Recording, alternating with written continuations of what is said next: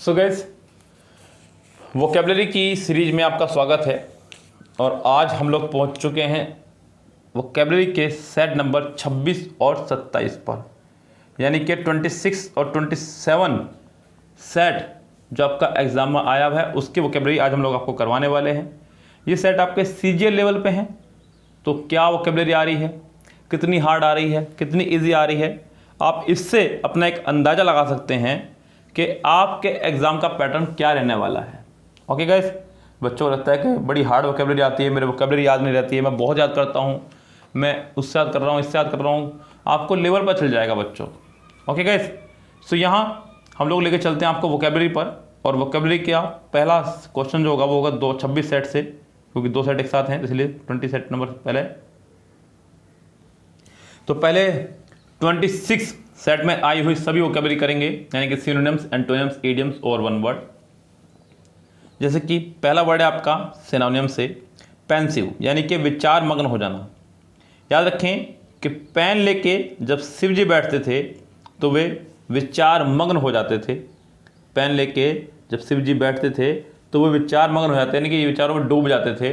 तो गैस, पहला वर्ड है हमारे पास में स्पॉन्शियस, उसके बाद में वर्ड है हमारा स्पाइटफुल, उसके बाद में वर्ड है हमारा रिफ्लेक्टिव, और उसके बाद वर्ड है आपका ट्रेजिक।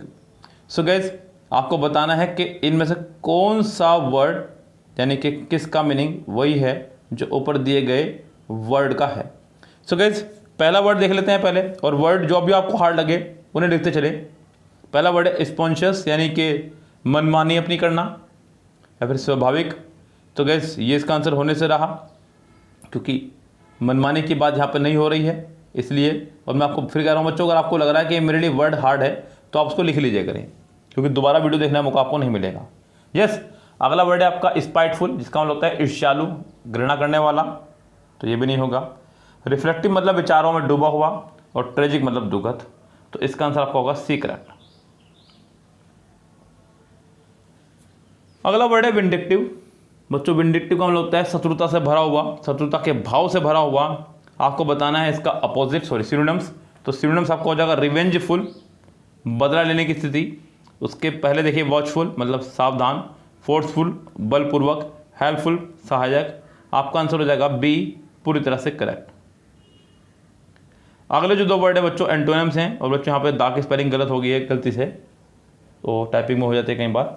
अगला वर्ड है एंटोनिम्स। एक्सेप्ट का मतलब होता है स्वीकार करना, और रिजेक्ट का मतलब होता है मना करना, इनकार करना, और यही इसका आंसर हो जाएगा करेक्ट। एक्वायर माने प्राप्त करना, ऑब्टेन प्राप्त करना, रिलीज किसी को मुक्त करना, तो इसका आंसर आपको हो जाएगा ए, पूरी तरह से करेक्ट।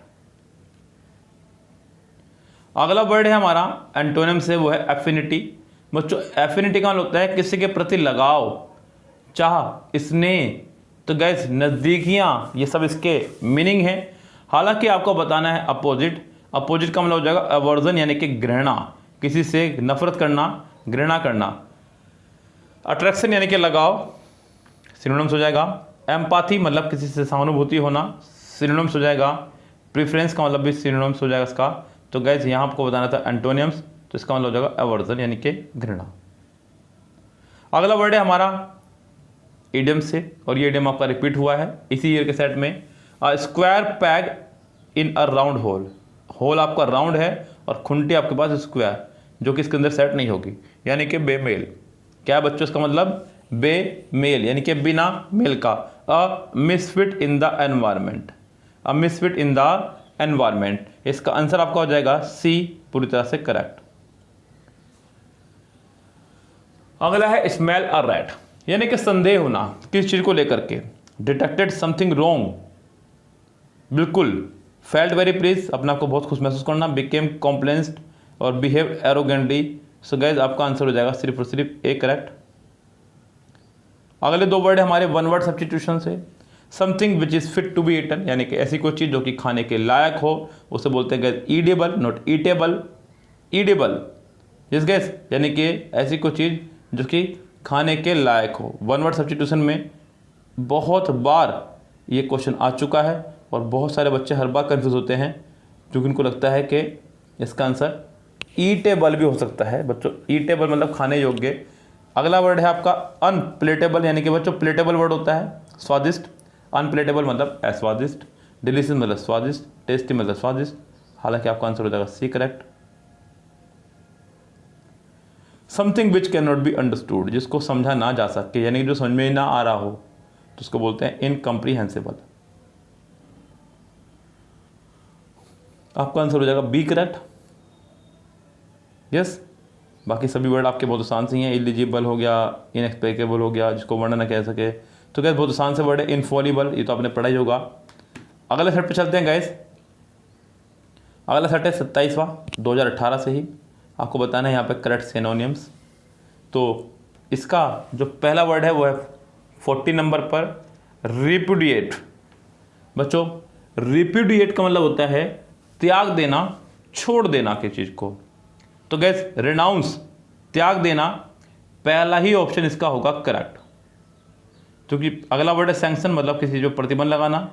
रिग्रेट मतलब अफसोस या पछताना। एनफोर्स लागू करना किसी चीज़ को। आपका आंसर हो जाएगा ए करेक्ट। अगला वर्ड लेमेंट, आपको बताना है सिनोनिम्स। बच्चों लेमेंट का मतलब होता है पछतावा, दुख किसी चीज़ के प्रति। तो गैस मोर्न दुखी होना, डिस्ट्रेस परेशान होना, जिस गैस किसी चीज़ से।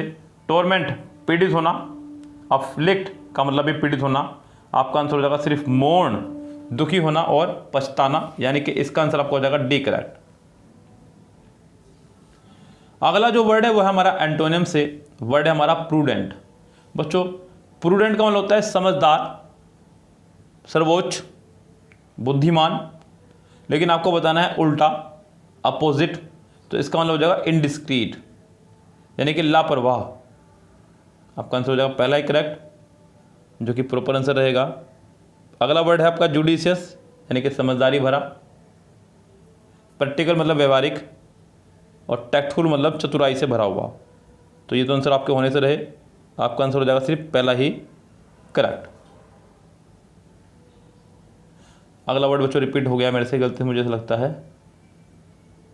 ये रहा आपका 22वां सेवर। सेवर मतलब बहुत ज़्यादा कठोर। आपको बताना है इसका अपोजिट। पहला वर्ड है मोरो से मतलब चिड़चिड़ा। माइल्ड मतलब नर्म स्वभावी बिल्कुल। मेडियोकर यानी कि बिल्कुल साधारण। और मेटिकुलस मतलब अपने काम के प्रति चौकन्ना, जो गलती ना करता हो बिल्कुल। सही बात तो ये है। हालांकि इसका आंसर आपको हो जाएगा बी करेक्ट। अगला जो वर्ड है बच्चों वो आपका इडियम्स है, एमबी बुक से ही। कह रहा है कि keep the wolf from the door, भूखमरी से बचना, भूखमरी से बचना। अवॉइड स्टारवेशन, पहला ही ऑप्शन आपका हो जाएगा करेक्ट। अगला वन वर्ड है ended in smoke. So guys आपको पता ही है कि ज़िंदगी का अंत भी इसी तरह से हो जाना है। कितनी मेहनत हम लोग आज कर रहे हैं, कितना नाम कमा रहे हैं। आप लोग पूरी मेहनत कर रहे हैं, दिन रात एक कर रखे आपने तैयारी करने के लिए, बच्चों के मैसेज एक कॉल आते हैं।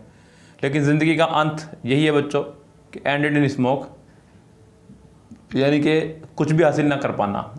क्योंकि लास्ट में जब हम लोग मरते हैं तो धुआं बन के उड़ जाएंगे और फिर सब कुछ यहीं थरा रह जाएगा, सब कुछ भी साथ लेकर नहीं जाएंगे। तो एंडेड इन स्मोक मतलब सब कुछ व्यर्थ गया, जितनी मेहनत की थी सब बेकार गया, असफल हो जाना। तो वॉज येल्डेड नो रिजल्ट, यानी कि कोई परिणाम हाथ ना आना। आपका आंसर हो जाएगा सी करेक्ट।